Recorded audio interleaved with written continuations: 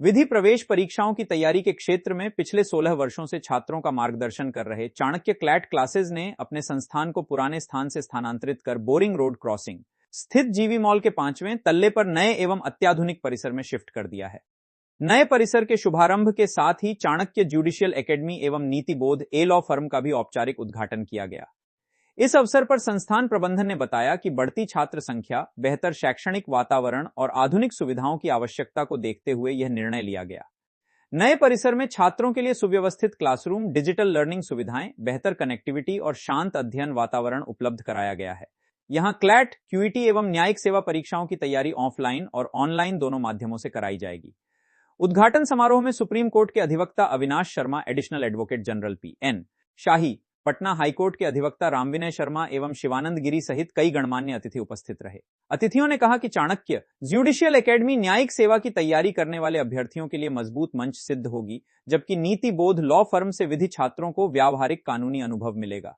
संस्थान प्रबंधन ने विश्वास जताया कि नए परिसर से संचालन शुरू होने के बाद चाणक्य क्लैट क्लासेज विधि शिक्षा के क्षेत्र में और अधिक प्रभावी भूमिका निभाएगा और बिहार के साथ साथ अन्य राज्यों के छात्रों को भी लाभ पहुंचाएगा। चाणक्य क्लासेज का शुरुआत होने जा रहा है, क्या कुछ कहें? सबसे पहले तो मैं शुभकामना करना चाहूँगा। काफ़ी रेप्यूटेड इंस्टीट्यूशन है जिसमें 15-16 साल से अच्छे परिवार के बच्चे भी तैयारी करके सक्सीड किए हैं क्लैट में। और मुझे और ज़्यादा खुशी है कि हमारे साथ एसोसिएटेड रहे श्री रामविनय शर्मा जी कॉरपोरेट सेक्टर से, स्टील अथॉरिटी से रिटायर करके यहीं नीति बोध करके एक लॉ इंस्टीट्यूशन, अपना चैम्बर भी शुरुआत कर रहे हैं। तो मैं दोनों को बहुत शुभकामनाएं, बहुत अच्छा करें।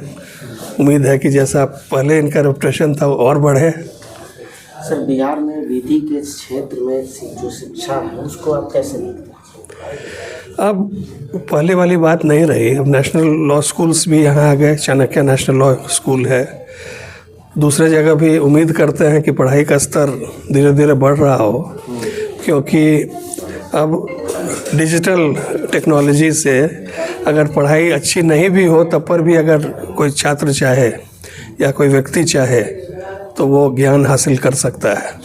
नए जगह पर शुरुआत हो रही है तो हम यही उम्मीद करते हैं कि हम आगे और अच्छा करेंगे और हमारे बच्चे और ज़्यादा सफल होंगे। नई पीढ़ी के युवाओं को लेकर के क्या आपका? अभी नए पीढ़ी के युवाओं के लिए लॉ के क्षेत्र में बहुत अच्छा अपॉर्चुनिटी है। पहले पुराने ज़माने में सिर्फ लॉ करने के बाद प्रैक्टिस ही आदमी को करना पड़ता था, बट अभी कॉरपोरेट सेक्टर के बिजनेस के उदय होने से बिजनेस लॉ में और कॉरपोरेट लॉ में काफ़ी ज़्यादा संभावनाएं हैं। तो अभी ज़्यादा अपॉर्चुनिटी है लॉ के फील्ड में नए बच्चों के लिए। जी सर, संस्था खोलने के पीछे क्या रीजन है, क्या आगे के क्या सपना है? मेरी जो प्राइमरी स्कूलिंग हुई है राष्ट्रीय मिलिट्री स्कूल बेलगाम कर्नाटका से मैंने पढ़ाई किया था। फिर मैंने एनडीए क्वालिफाई किया था। फिर उसके बाद हमारे भाई लगे, वो जज बन गए। उनके कहने पे एक घर में माहौल बना कि लॉ करना चाहिए, तो फिर क्लैट दिया। फिर क्लैट क्वालिफाई किया था। तो शाम में टाइम फ्री होता था तो हम लोगों ने सोचा प्रो बोनो पे कुछ करते हैं, प्रो बोनो बेसिस पे। तो हम लोगों ने बच्चों को पढ़ाना शुरू किया। आर्थिक स्थिति से कमजोर छात्रों के लेकर के आपकी संस्थाओं की तरफ से क्या सुविधाएं हर साल करते आए हैं। हर साल 15-16 साल हो गए। हर साल लगभग 20 से 30 स्टूडेंट्स ऐसे होते हैं जिनकी आर्थिक स्थिति ऐसी है जो किसी भी रूप से सक्षम नहीं है। मैं आपको उदाहरण देना चाहूँगा। प्रमोद एक हमारा स्टूडेंट रहा जो अभी जज है हाजीपुर में।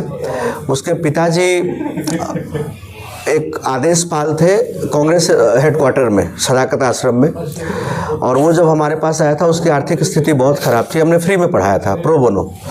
और इसका नतीजा है कि वो नेशनल लॉ यूनिवर्सिटी गया, फिर नेशनल लॉ यूनिवर्सिटी से निकल करके जज बन करके आज पद पे है। और ऐसे बहुत सारे एग्जाम्पल्स हैं जो मैं आपको दे सकता हूँ, जो कि बिल्कुल मुख्य धारा में नहीं थे, पिछले पंक्ति में खड़े थे और उनको हमने हर तरह से, सिर्फ संस्था में पढ़ाने के माध्यम से नहीं, किताबों को लेकर के, इंटर्नशिप को लेकर के हर वो चीज़ें मुहैया कराई कोचिंग के बाद भी, ताकि वो अपने करियर को एक अच्छे मुकाम तक लेकर के जाए।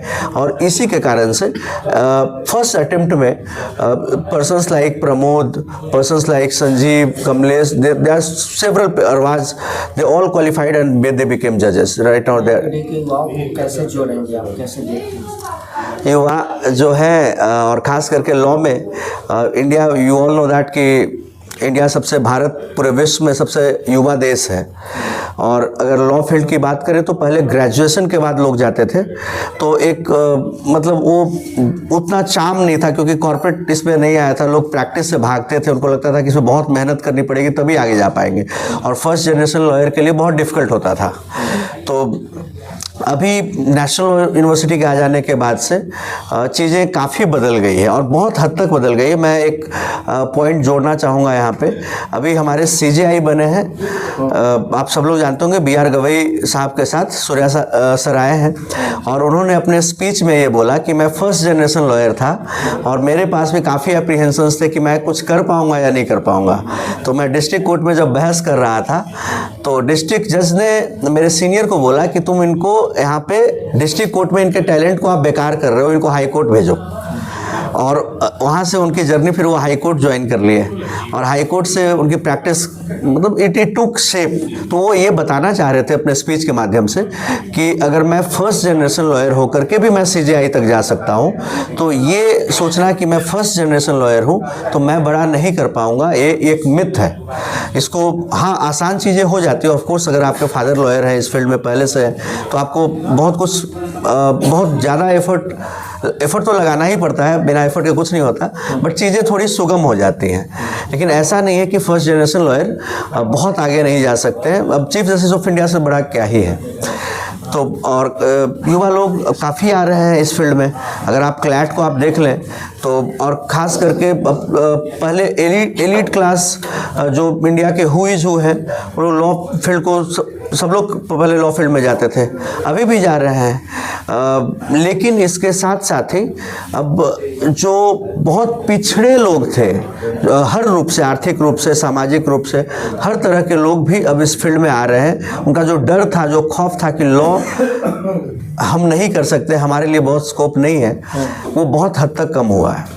लेक्चरर बने हुए हैं, कॉलेज में पढ़ाते भी हैं, और बहुत सारे स्टूडेंट्स इनके यहाँ हैं। और 3, मुझे जहाँ तक पता है, 3 ब्रांच हैं। एक बनारस में भी है और बिहार में 3 हैं और अदर स्टेट में भी है।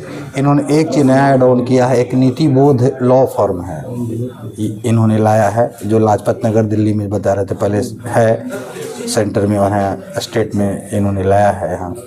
मुझे भी इन्होंने जोड़ा है अपने लॉ फॉर्म से, इसके लिए मैं इनको बधाई देता हूँ, धन्यवाद देता हूँ। जहाँ तक लॉ की बात है, तो लॉ फील्ड ऐसा फील्ड है, एकमात्र ऐसा फील्ड है, इसमें बहुत ज़्यादा स्कोप है। आप वकालत कर सकते हैं, APO बन सकते हैं, जज बन सकते हैं, मजिस्ट्रेट बन सकते हैं, प्राइवेट लॉ फॉर्म चला सकते हैं, प्राइवेट प्रैक्टिस कर सकते हैं, और हर कंपनी में लीगल एडवाइज़र की ज़रूरत होती है। तो इतना स्कोप है इसमें कि कहा नहीं जा सकता। बच्चे से ही एक तरह से एक अलग छवि लेकर पैदा किया था। कोई बच्चे जैसा कभी इसमें कोई वैसा चीज़ हमने नहीं देखा, जो कि बच्चे जो करते हैं गलत चीज़, या ये एक पढ़ाई के प्रति हम लोग मौखिक रूप से ही इस तरह से ये किए थे कि स्कूल जाने के लिए आजकल के जैसे बच्चे 1 साल 2 साल से खदेड़ देते हैं। आगे बढ़ता गया, हम बस 6th क्लास तक इसका देख रेख की, उसके बाद अपने बलबूते पर आज यहाँ तक है। तो पहले हम भी सुनते थे, लोग हमें भी बतलाते थे कि अरे जो हार थक जाता है वो जाके लॉ का फील्ड चुनता है।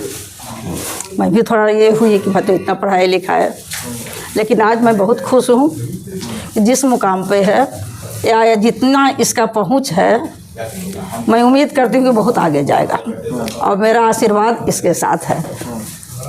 और इसके साथ हमारा पूरी बधाई है कि जितना आगे जाए, आज जाएगा, क्योंकि ये एक क्षेत्र को पकड़ करके सरकारी नौकरी तो कुकुरमुत्ता जैसा मिलता है। लोग कहते हैं भले कि नहीं मिलता है, क्यों नहीं मिलता है? जिसके पास नॉलेज है वो सरकारी नौकरी तो सब तरह का 4th ग्रेड का नौकरी सरकारी नौकरी है।